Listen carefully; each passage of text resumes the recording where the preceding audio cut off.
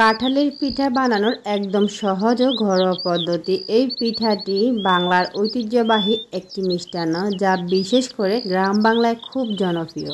আসসালামু আলাইকুম। আজকে আমি তৈরি করব কাঁঠালের বড়া পিঠা। এর জন্য আমি কিছু পাকা কাঁঠালের আটি নিয়ে নিয়েছি, একদম পাকনা এবং নরম হচ্ছে মিষ্টি এই পাকনা কাঁঠালের আটিগুলা। আমি এখানে এক বাটি কাঁঠালের আটি নিয়ে নিয়েছি। এখন হচ্ছে বিচিটা আলাদা করে বের করে একটু ফেলে দিচ্ছি। এখানে আমি সবগুলো বিচি হাত দিয়ে একটু ট্যাপ করে সবগুলা বিচি বের করে ফেলে দেবে। কাঁঠালটা কিন্তু একদমই নরম আছে আর খুবই মিষ্টি। অনেক সময় যেটা হয়, বাড়িতে কাঁঠাল আসলে নরম কাঁঠাল কারোই খেতে ভালো লাগে না, কিন্তু এভাবে যদি একবার পিঠা তৈরি করে খান, এর স্বাদ আপনি ভুলতে পারবেন না। আর এটা এত মজা হয়।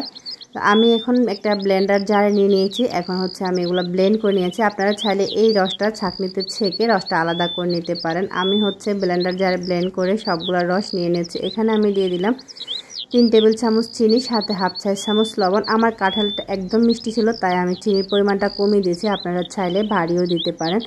এরপর সবগুলো ভালো করে মিক্স করে নিয়ে এখন দিয়ে দিচ্ছি আমি ময়দা। সবগুলো ময়দা আমি একসাথে দিচ্ছি না, একটু একটু করে দিচ্ছি আর একটু একটু করে মিক্স করছি। এভাবে করে আমার এখানে 2 কাপের মতো ময়দা লেগেছে। এখন দিয়ে দিলাম আমি একদম ফ্রেশ কোরানো নারকেল। এখানে আমার মেজারমেন্ট কাপের 1 কাপের মতো নারকেলটা আছে। এই নারকেলটা অবশ্যই দিতে চেষ্টা করবেন। এটা দিলে কিন্তু স্বাদটা অনেক ভালো আসে। আর আপনি যখন পিঠাটা খাবেন, নারকেলটা মুখে পড়লে একটা অন্যরকম ভালো লাগা কাজ করবে। আমার কাঁঠালের পিঠার জন্য ব্যাটারটা একদমই রেডি। এরকম করে আমি হচ্ছে ব্যাটারটা তৈরি করে নিচ্ছি। পিঠার শেপ দেওয়া যাচ্ছে কিনা একটু দেখে নিচ্ছি। এভাবে করে আমি এখন চলে যাচ্ছি চুলায় পিঠাগুলা ভাজতে। ডোটা একদমই রেডি করে নিয়েছি। চুলায় আমি তেলটা বসিয়ে আগে থেকে গরম করে নিয়েছি। এখন আমি পিঠাগুলা দিয়ে দিলাম।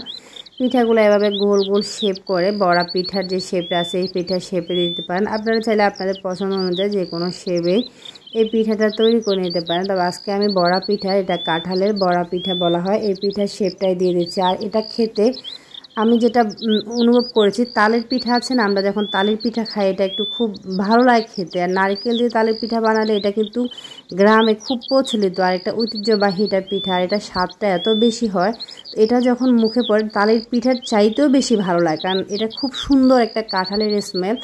এত ভালো লাগে, আপনারা যদি বানাই না খান তো বুঝতে পারবেন না। আমি হচ্ছে চুলার আঁচটা মিডিয়ামে রেখে এপিঠ ওপিঠ 2টা পিঠ খুব ভালোভাবে লালচে করে ভাজছি। এই পিঠাগুলো একটু বেশি বেশি লালচে করে ভাজলে আমার মনে হয় খেতে একটু টেস্টটা বেশি লাগে। সেজন্য আমি একটু কড়া লাল করে এগুলো ভাজতেছি।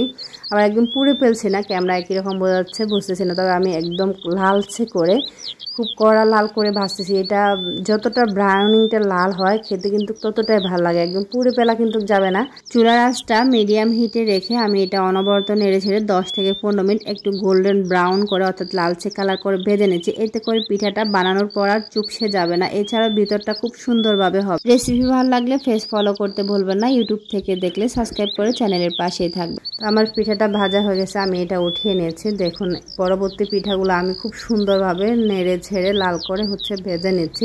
এভাবে করে সবগুলো পিঠা আমি ভেজে নিয়েছি। আমার পিঠাগুলো ভাজা রেডি হয়ে গেছে। আপনাদের কাছে যদি রেসিপিটি ভালো লাগে, অবশ্যই আপনারা একবার বাসায় এভাবে তৈরি করে দেখতে পারেন। এই পিঠার খাওয়ার মজাটা যে এত বেশি মজা, আসলে আমি কি বলবো, আমি নিজে তৈরি করে নিজে এটা এত পছন্দ করছে। আর এটা আমরা মানে কি বলবো, বানানোর আগেই অনেকগুলো পিঠা হচ্ছে খাওয়ানো হয়ে গেছে। এখানে যে কয়টা ছিল এই কয়টা আমি একটু আপনাদের ভেঙে দেখিয়ে দিচ্ছি আমার পিঠাগুলো কীরকম হয়েছে। এটা কিন্তু খুবই সুন্দর হয়েছে। দেখুন, ভিতরটা একদম জুসি, উপরটা একদম লাল আর ভিতরটা একদম সফট আছে। খুব সুন্দর হয়েছে এই পিঠাটা। আপনারা চাইলে অবশ্যই কাঁঠালের এই সিজনে এই পিঠাটি খেতে মিস করবেন না। আজকের মতো এখানে বিদায় নিচ্ছি। ভিডিও ভালো লাগলে অবশ্যই একটা লাইক দিবেন। আল্লাহ হাফেজ।